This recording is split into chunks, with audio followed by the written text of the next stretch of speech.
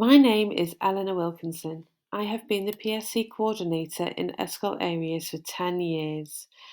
Today, I'd like to share with you how we have restructured our PSE framework to embed the new progression steps from the Health and Wellbeing AOLE. I will also explain the research and collaboration we have in place when updating the curriculum to suit the needs of our learners. Background. In the school, PSE is allocated 20 lessons spread out as collapsed lessons roughly every other week. Form tutors are responsible for delivering the lessons to their form class to strengthen the pastoral relationship and trusted adult. We have a fantastic variety of committed outside agencies that visit our form classes to deliver some of these lessons. Here are a few of our main supporters: the school nurse, the police liaison officers, Spectrum, North Wales Young Carers, Conway Youth Service and Careers Wales.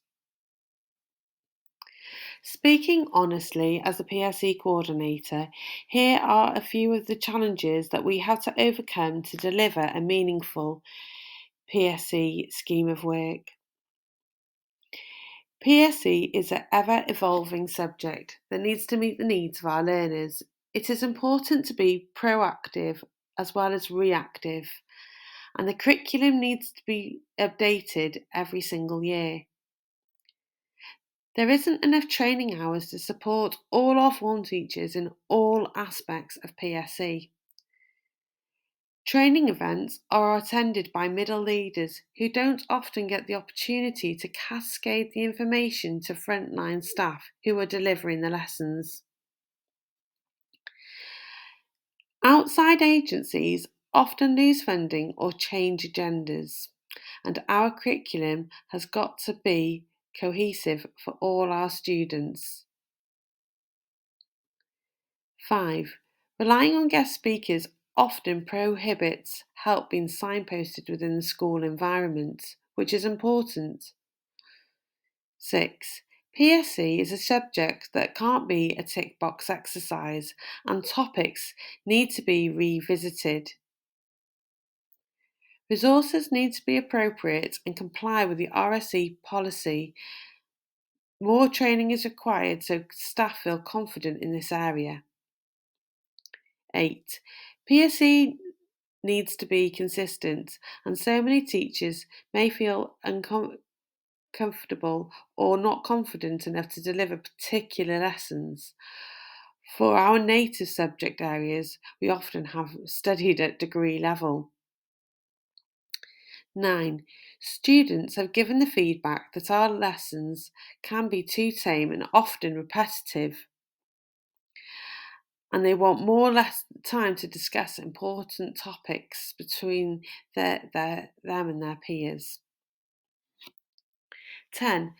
Parents do need a better understanding of the topics we deliver in the PSE programme and when.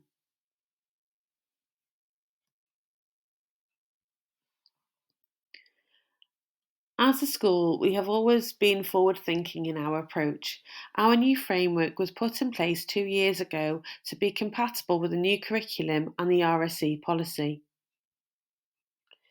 PSE is a fundamental provision needed to ensure that our students are fit to learn and can embrace their life ahead of them. It has always been a highly regarded subject in the school, and here is an endorsement from our headmistress, Mrs. Evans. She has said, as a school, we hold our pastoral provision with high esteem, and we have a priority to regularly review it to ensure it meets the needs of our learners. We are proud to have a PSE coordinator who evaluates our provisions rigorously and uses research along with our contextual data to drive improvement. Through multi-stakeholder evaluation, we recognise that our learners would benefit from a pastoral curriculum underpinned by progression and planned by experts. We took the opportunity to use the health and wellbeing progression steps to guide our planning for progression, and now built an extracurricular time in addition to our traditional pastoral lessons in Year 7, 8 and 9 to ensure that our learners have the opportunity to build and strengthen their skills for life. Our lessons, planned by experts, have been well received by both learners and staff, and we now have progression wavering through our Year 11 to our age 11 to 16 pastoral curriculum. Our new framework has been broken up into 5 key strands: physical well-being, healthy relationships, managing risk, citizenship, and social and emotional well-being. It has certainly been a divide and conquered approach. We asked our form teachers, as well as all other members of staff in the school, to join one of the strands. This has formed a learning community that can help plan the lessons that our PSE scheme of work have. This has also meant that we have been able to facilitate more training opportunities and collaborative work with outside agencies and other stakeholders.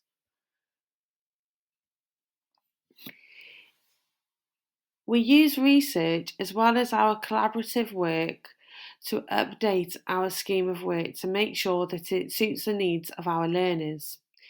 In our last health and wellbeing survey, over 1,102 students took part, representing all genders, sexuality and age groups. Our personalised score data is measured to evaluate provisions and react to unhealthy behaviours our learners are falling into. Over the years, the shown data has helped me understand the different developmental needs of students when analysing it alongside student evaluations for PSE lessons. An example of this is a contraception lesson that we deliver in Year 9.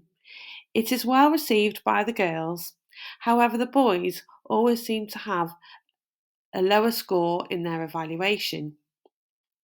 As we know that this is a subject that can't be a tick box exercise, we repeat the lesson again in a different context within the Year 11 scheme of work. Again, this is where it is well received by the boys, but the girls think they've already covered it. This shows that we need to meet the needs of all our learners, and this isn't always at the same time. Collaboration. It takes a community to bring up a child, and that is certainly the approach we've taken with our collaborative work. Through Twilight training, these sessions have been set up so that we can welcome in people from our community to collaborate with our strand teams. We have enabled service providers to meet with frontline teaching staff to build a relationship between them that enables teachers to feel supported and communicate with others in the community who are also part of our students' lives. We are looking at expanding our strand groups to ensure that each group has a representative from the governing body, parents, staff from our feeder schools and student organisations.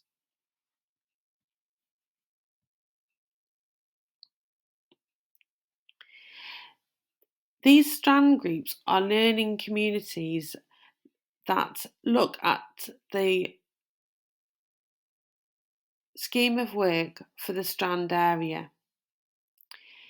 Once they have collaborated, my job as the PSE coordinator is to put all what they have discussed in place to ensure that it's fit and ready for our form teachers to deliver. Which is why we have made the comment that our PSE lessons are planned by experts and delivered by form teachers that care about the students in front of them and have a great relationship with them.